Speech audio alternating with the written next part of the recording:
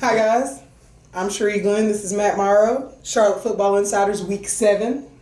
And first we have Barry 1-3, traveling to Providence 1-5. This is game of the week. Barry was on a bye last week. Providence lost to West Meck 34-23. All right, so first off, we do want to give our thoughts and prayers to the Providence young man, number 3, Mr. Ballas, that got hurt in last week's game. Understand that he underwent a serious procedure, and I hope he's feeling better. And prayers to all his family and friends and teammates for going through that situation. All right, so on the field, as you said, Barry come off the bye week, and then going into Providence. This is our game of the week, and some people always ask us, well, why do you go to this game? Why do you go to that game? Our goal here at Charlotte Football Insiders is to provide everyone coverage, regardless of what their record is or what players they have, so forth and so on. So while there may be bigger games on the docket, throughout the Charlotte metro area, this is our week to, provide the same level of coverage we do for the top teams, for the teams that are, not doing as well so far, within the season. So with that being said, of course, you look at Barry, spread offense and throw the football. Quarterback Jaden Wallace, I think does a good job within that scheme of distributing the ball to, all his talented targets, which include wide receiver Nathan Struther. And that brings me to say my player to watch for Barry is quarterback Jaden Wallace. We spoke to him in the preseason when we went over there. You saw some of that in the preseason hype video for the game. I think he's well-spoken. He's a senior. I think he's a good leader for them, and does a good job overall. Providence losing to West Meck 34-23. Competitive game. I think they're both, teams that are in the middle of the pack of the SOMEC 7. Within the conference race, it's a tough loss to kick off conference play, but, you got plenty of time still to make up for it. My player to watch for Providence is DB Jake Snap. We spoke with him, in the preseason, and he's also in the hype video talking about, how he got into football and the support system around him. He also can play some offense. He wears number 1. He's dynamic with the football in his hands. He's a very athletic player, and I think he's overall a really good young man. Obviously, I think this game is very important for Providence. This is their second conference game. You don't want to go 0-2 in the conference play. For Barry, it's kind of a bit of a reset. You get a bye week right before conference, which is a good time to have a bye. Make some adjustments and get ready to make that big run throughout the rest of the season. So it's a very important game for both teams. We're excited to be there in the house at Providence, who has a beautiful facility, great fields kept up by Michael Baer, who does a great job. Good booster club, and overall just good people over there. We're excited to be in the house. Ooh. All right, next we got Garinger. They're 0-5, and they'll be traveling to Hickory Ridge, who's 4-1. Garinger lost to Myers Park in their last game, 59-0. Hickory Ridge defeated Independence 42-6 in their last game. All right, so obviously, once again, for Garinger, they don't get much easier. I mean, they had Myers Park last week. Now they got who we believe is the number 2 team in the league in Hickory Ridge. Going on the road up there, Hickory Ridge will have a good atmosphere, great fan support, good coaching staff with talented players. So they got a good mix going on right now. Garinger losing to Myers Park. The good thing is that's probably going to be their toughest opponent the rest of the way here. They just got to get back at it and continue to fight and try to compete and win. You got to break the game down in stages. You got to win a drive. Win this series. Take those small victories and apply them over 4 quarters. Hickory Ridge in defeating Independence. I think this was an impressive win right here. Independence had been rolling as far as offense goes, and to hold them to 6 points says a lot about what Hickory Ridge is doing on defense. Their offense has been getting a lot of notoriety because they've been putting up points and good numbers and things like that, but that defense stepped up real good last week and shut down a good Independence offensive team. Our players to watch, Chris Bailey, athlete at Garinger. We talked about him in the Pet Man Players video a couple weeks ago. Does so much for that team. He's a great kid. He can play Saturdays on the next level for sure. And Kobe Clifton, quarterback for Hickory Ridge, he came in at around halftime with that first game where Hickory Ridge was down to Central 20-0. And ever since then, he put a charge into that Hickory Ridge offense that, has just catapulted them to a really, really great scheme and putting up a lot of points and yardage and things like that. Excited to see how he's going to go out and perform in this game on Friday night. Ooh. All right. Next we have Harding, who's 3-3. They're traveling to Ardrey-Kell, who's 4-1. Harding's last game they lost to Olympic 28-7. Ardrey-Kell, their last game, defeated South Meck 34-13. All right, so very important game here in the SOMEC 7. Give me your thoughts on Harding Olympic. I know you were there last week. I think Harding Olympic did a really good job of preparing for Decarius Thompson. I see that he's your player to watch this week. Mm-hmm. And, I feel like when he has a good game, Harding has a good game. Yeah. And vice versa. If he has a bad game, it doesn't look too good for them. Right. So I feel like they're going to have to reset against this Ardrey-Kell team. I don't know much about Ardrey-Kell, but I do know that they can score a lot of points. Oh yeah. I'm not sure about their defense though, mm-hmm. And so this could be a good opportunity for Harding to rebound from last week. Well, we'll get to the players to watch and we'll come back to that. So with Decarius Thompson being our player to watch, I'm happy to say he got his first offer finally today from Fayetteville State University and Coach Maurice Flowers, who got a good eye for talent. Coached in the area for many years and, stepped up to the plate and offered that young man. And I think there'll be more to come. It's incredible that he hadn't had an offer till now. And very, very happy for that. But, we know, with Decarius, he gets the ball in space. He's very dynamic. Mm-hmm. He has all the moves. He also plays corner on defense. That's why I got him here as an athlete. I think he scored the only touchdown they had. Yep, sure did. Game. Sure did in the first quarter. Uh-huh. Mm-hmm. For Ardrey-Kell, linebacker Stephen Bauer, impressive player on the inside, made all conference last year. Tackles well. He's tough. Takes on blocks, can shed blocks really well. He's an intense player, and he's an important cog in that Ardrey-Kell defense that you mentioned. With Ardrey-Kell, their offense has been putting up a lot of points mm-hmm. Behind Jared Joseph and his friends on offense. Defensively, I think they've done more bending but not breaking on defense this year. But I think, the crux of it is, as long as their offense is putting pressure on teams to score, mm-hmm. Mm-hmm. That makes it, easier on that defense because you can kind of play comfortably, knowing that your offense is going to go out there and put points on the board consistently. Okay. But, this week, the Ardrey-Kell defense, we talk about Harding a lot in their run game. And you said it well. If you shut down, Decarius, you have a good chance of slowing Harding down. Harding has to be able to throw the football to keep teams honest. Olympic did a good job of playing 8-man fronts last week and, slowing down, the run game before it got started. I would expect Ardrey-Kell to probably try that same footprint. So the Harding passing game, will have to, keep Ardrey-Kell honest in this one. Conversely, you look at the other side, Harding has to get pressure on Jared Joseph, and Tylen Dunlap is having an incredible season. Mm-hmm. He started out the season with Hopewell having 7 sacks in that crazy game. And, he got a couple sacks last week against a good offensive line at Olympic. There's one play where he just puts a move on a highly talented player for Olympic and it's kind of like an inside rip move.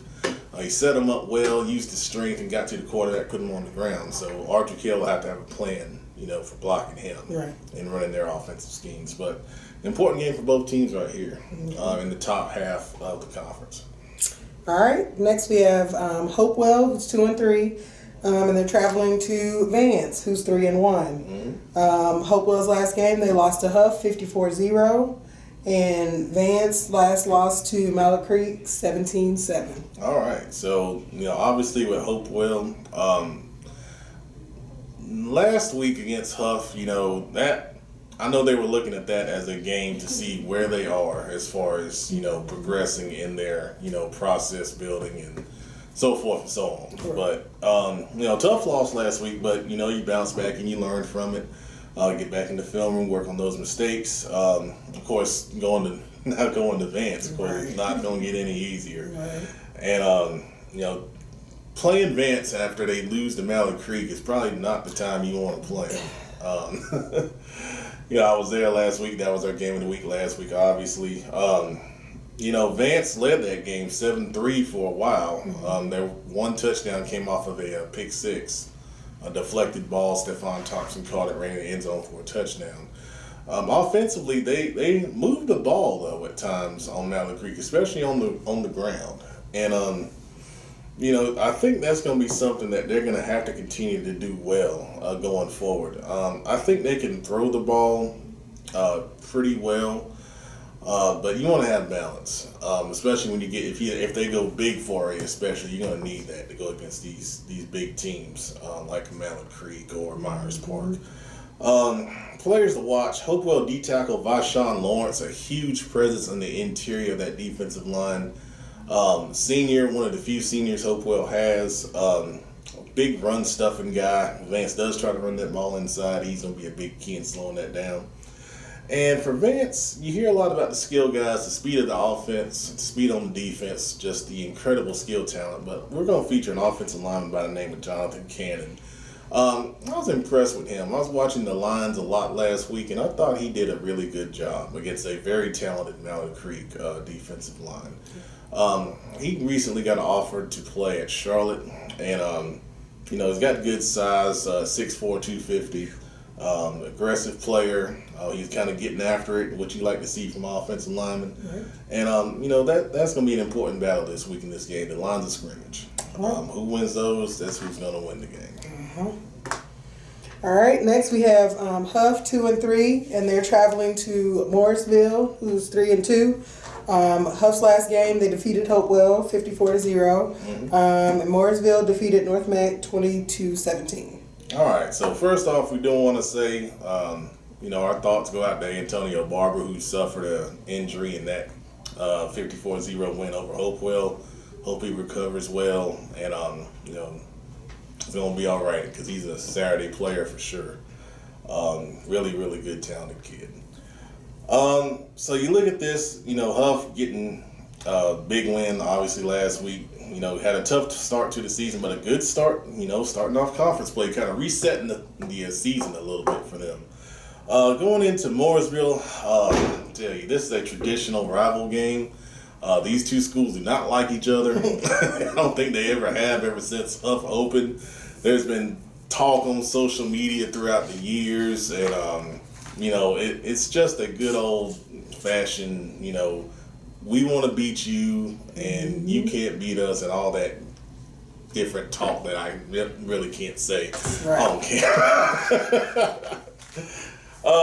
Mooresville, good win last week, defeating North Meck 20-17, good game. 1-0 start in the conference, so both of these teams, obviously want to win this one very badly to get to 2-0 in the tough IMEC conference. Players to watch in this game, starting off with Hough. Of course, when you talk about Hough, it always starts with Evan Pryor. He's our player to watch. He's a great, great running back, 5-star kid. Gets the ball in his hands, just electric. He can go 0 to 80 in 5 seconds. Just an incredible player. And then from Mooresville will be number 8, Linwood Robinson. When I saw him against West Rowan, I was very impressed with the way he ran into the ball. He doesn't use a lot of wasted motion. He's north and south. He's got good speed, good vision. I think a battle of the running backs here. It's going to be a good crowd up there. Student sections will be wild. Just keep it under control. But should be a fun atmosphere up in Mooresville this week for sure. All right, next we have Independence. They're 2-3. They're traveling to East Meck, who's 1-4. Independence last game they lost to Hickory Ridge 42-6. Mm-hmm. East Meck, their last game lost to Porter Ridge 28-7. All right, so disappointing loss for Independence last week. really felt like that they were going to be more competitive in that game against Hickory Ridge. Coming on the road to East Meck, losing to Porter Ridge 28-7. I think East Meck's not a bad defensive team. Offensively, it's just a matter of if they can run the ball that, really determines their success. Players to watch for them, for both of these teams. Independence, I like athlete Shy Wheeler. He played more on offense last year and was really, really good with the football in his hands. But, they need him on defense, and he's playing corner. And he's had a couple interceptions and playing good coverage on guys. And he's a good kid. Comes from a good family as well. For East Meck, quarterback Trey Tewitt. Saw him against Olympic. I think he's a good leader. I think he's got good tools as far as throwing the football, commanding the offense. If he plays well, that obviously will help East Meck a ton. Because if they can throw the football a little bit to pair with their run game, you got a good mix right there. So this is an important game. Both of these teams starting 0-1 in the Southwestern. You don't want to go to 0-2 this early. Kind of dig yourself a hole. So this will be a good game over at East Meck. All right. We have Lake Norman, who's 4-1. They're traveling to Mallard Creek. They're 4-0-1. Mm-hmm. Lake Norman last defeated West Charlotte 19-12. Mallard Creek defeated Vance 17-7. Now we talk about good games. Mm-hmm. Hey, Mallard Creek just played Vance, and now you got a 4-1 Lake Norman team coming in. So, this is a good game. Mm-hmm. Look at Lake Norman. They're running the football. That West Charlotte game, 19-12, they held West Charlotte down for 3 quarters scoreless. West Charlotte put up 2 touchdowns in the fourth to, almost come back and, win that game. Mallard Creek, of course, they played Vance last week. We were there.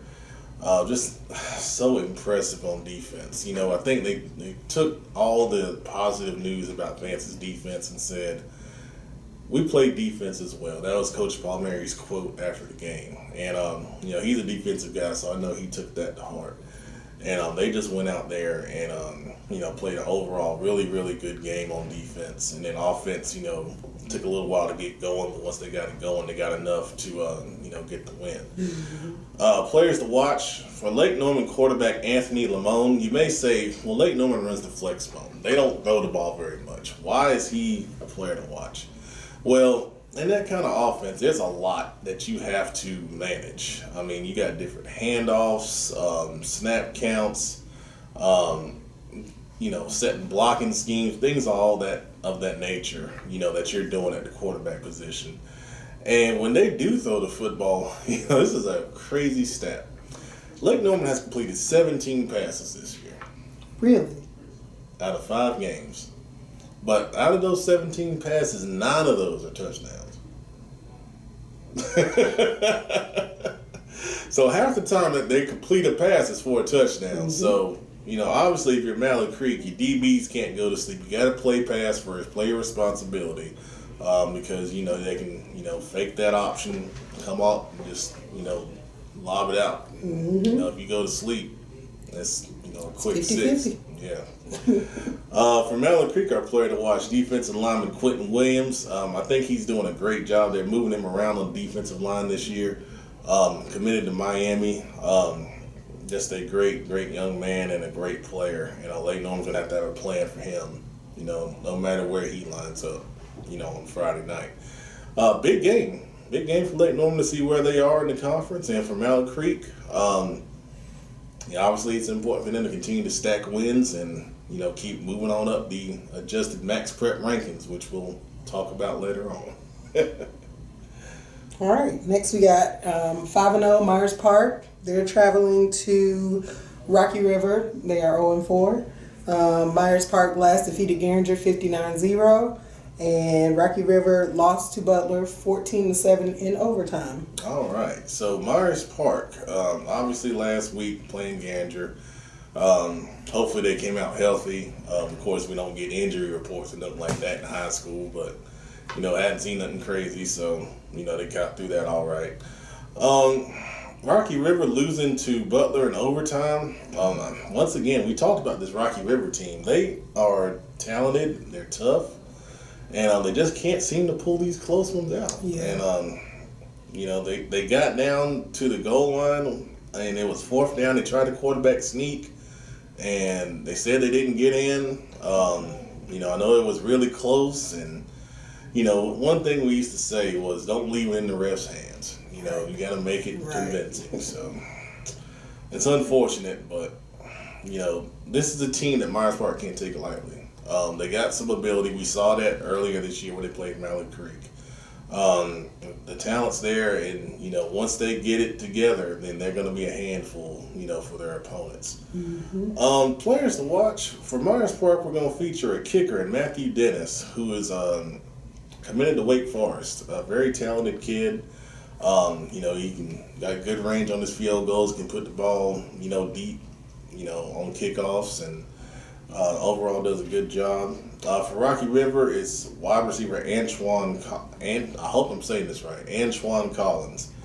He had a touchdown catch against Butler last week, and I believe he scored against Harding as well.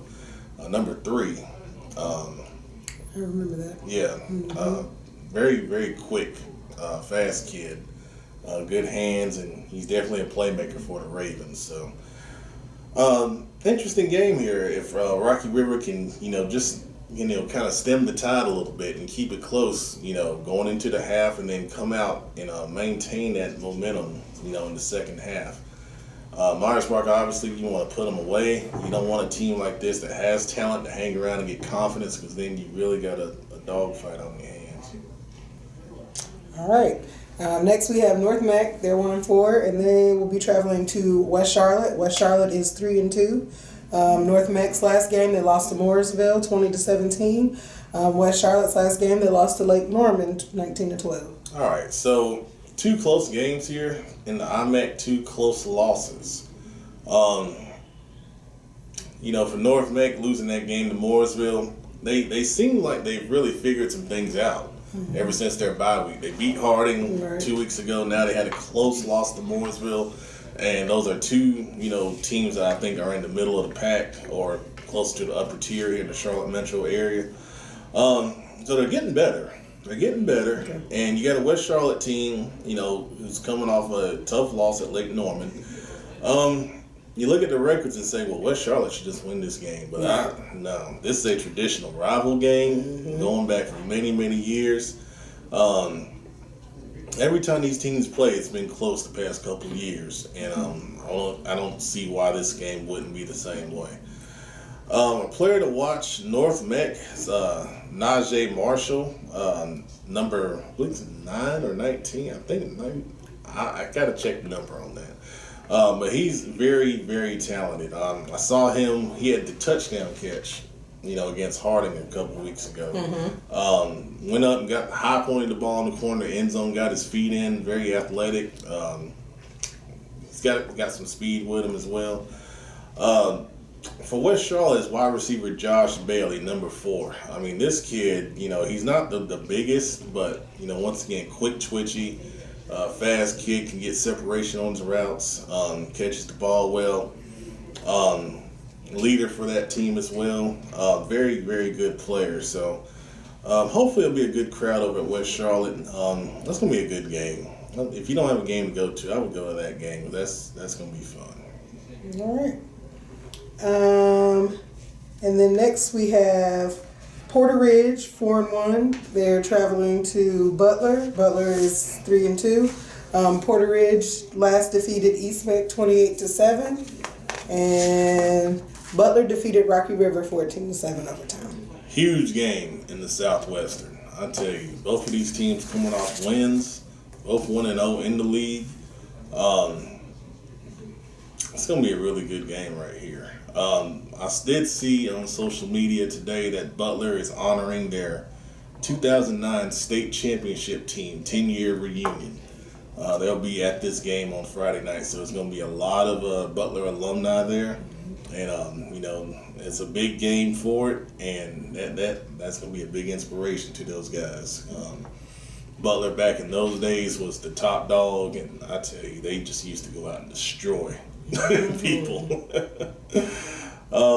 Players to watch in this game, Porter Ridge quarterback Mason Cox. Once again, Porter Ridge is a heavy run team, as we've talked about before. But, you got to have a little bit of balance. And Porter Ridge, I think, is throwing the ball a little bit more than they usually do. And Mason does a good job in doing that. I believe he's got 9 touchdown passes on the season. And then, of course, all the different things from their offense that they do, the handoffs and, timing and, leadership on the field. All that is very important, and he does a good job with that. For Butler's offensive lineman, Anthony Carter, we talked to him in the preseason. Really, really big D1 level kid. He's got several offers from different schools. He doesn't get too demonstrative in what he does, goes about his business, good technician, comes off the football really well, and is a leader on that Butler offensive line. So obviously, for both teams, I think, you got to stop the run. This game is not very complicated right here. Both teams are run-first teams. The team that can, shut down the run game first, force them to pass, and then, of course, get pressure on the quarterback when they do have to drop back and pass. That's the team that's going to win the game.